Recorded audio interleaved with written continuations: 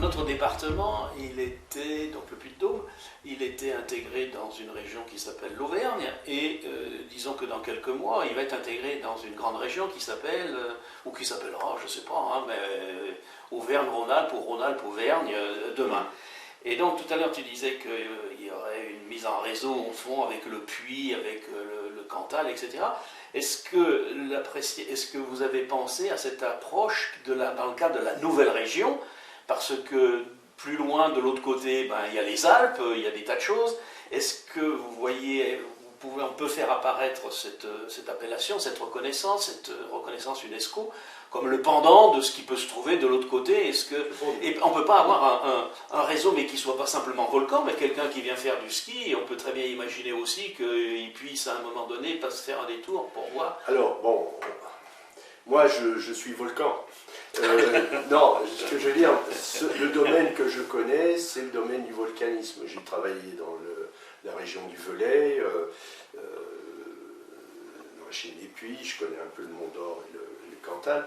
Donc, je sais de quoi je parle, et quand il s'agit de mettre sur la table un certain nombre de centres attractifs, je ne suis pas démuni. Bon, puis les collègues du labo, c'est un peu la même chose. Par contre, aller chercher les stations de ski, etc., tout ça, moi, c'est pas mon domaine. D'accord. Si c'est envisagé, pourquoi pas, mais actuellement, on est quand même focalisé, si on part de l'idée chaîne des puits inscrite au patrimoine mondial, le produit d'appel, c'est les volcans avec la faille associée, point à la ligne. Au niveau de l'UNESCO, par exemple, la chaîne des puits présente des atouts au niveau du paysage fabriqué par l'homme. Et bien ça, on en parle le moins possible. Ah oui. Parce que l'homme est intervenu, alors ça ils n'aiment pas pour les biens naturels. On nous reproche que c'est habité depuis 10 000 ans. Alors, oui. C'est un problème, quoi. Fondamentalement, un bien naturel pour l'UNESCO, c'est un bien où il n'y a pas d'homme, peut-être quelques sauvages qui sont là depuis longtemps, des Indiens ou je ne sais quoi, mais des gens qui ont des voitures et qui viennent, non, ça ne marche pas. Et qui modèlent les paysages, comme c'est le cas dans la chaîne des Puys, où rien n'est naturel de ce qui est paysage, la végétation, le parcellaire et tout ce qu'on veut. Ça a été évidemment fait par l'homme. Donc ça, tu disais que Michelin faisait partie du comité. Oui, bien sûr. Non, mais il ne doit pas être content quand tu dis ça.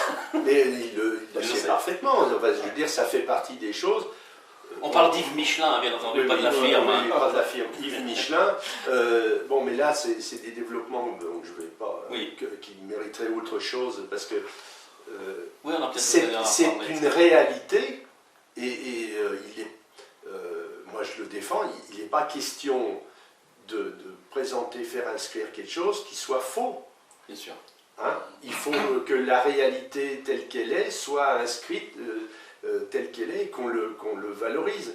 Et une des difficultés qu'on a, il est de faire passer la chaîne des puits telle qu'elle est, volcan plus toute cette empreinte humaine, pour la faire inscrire. Alors, on ne la fait pas inscrire au titre de l'empreinte humaine, mais on veut la faire inscrire au titre des volcans ayant une empreinte humaine. Enfin, il y a une petite subtilité qui est très, très importante. Je me souviens quand j'étais étudiant, quand j'étais lycéen, on me parlait de volcanisme, on me parlait du type péléen, du type vulcanien, du type hawaïen, du type...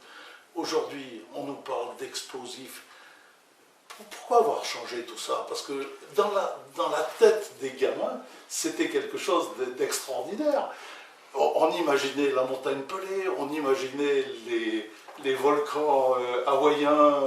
Oui. Pourquoi avoir changé toutes ces appellations? Parce que la science n'est pas restée inerte. Les choses avancent énormément. Il y a quelques années, on était franco-français. Donc les types que vous évoquez étaient la montagne Pelée, c'est un territoire français. Bon, le Strombolien, on l'avait pas loin, etc. Bon, hawaïen, on ne pouvait pas faire autrement.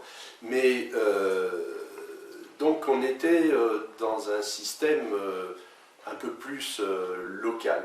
Et actuellement, la science en volcanologie, mais pas seulement, toutes les sciences sont devenues éminemment internationales, avec un langage, la langue utilisée n'est plus le français, elle est forcément un espèce d'anglais international, machin, etc. Donc tous les vocabulaires qui étaient localisés dans les différents pays sautent. On ne peut plus utiliser ces mots-là dans une publication.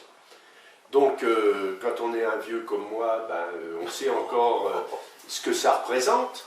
Je peux encore utiliser le terme de péléen sans avoir l'impression d'être, je sais, de parler enfin bref, d'avoir des notions exotiques ou complètement dépassées, parce qu'il faut voir que le mot n'est pas dépassé, simplement, enfin le contenu n'est pas dépassé, mais simplement, aujourd'hui, on n'utilise plus ça, c'est tout.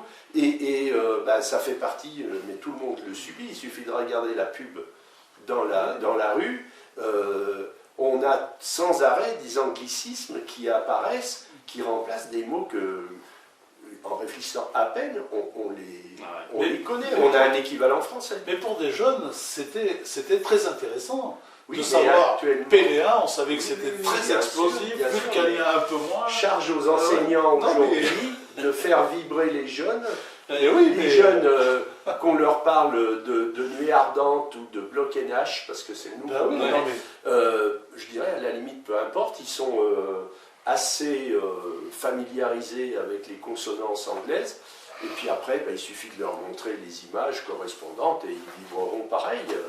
non, mais c'est vrai qu'aujourd'hui, avec les nouvelles technologies, on arrive à faire des choses extraordinaires, à avoir des représentations notamment Oui, filmées pour des jeunes, c'est extraordinaire.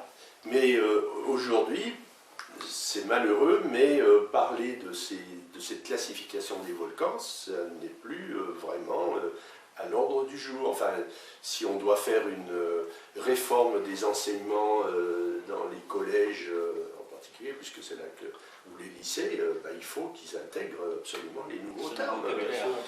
Il y a un truc aussi qui va peut-être vous faire hurler, le terme de chaîne hercynienne.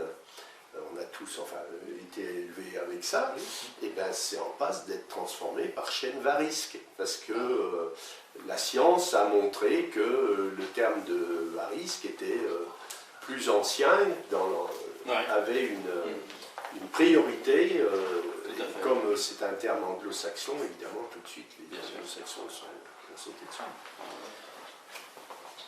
Mais se battre pour un vocabulaire français, franco-français, c'est vraiment pas la peine. Même les appellations morphologiques allemandes sont en train de disparaître aussi. Allemande, italienne. Le Graben, on le saisit moins que. Oui,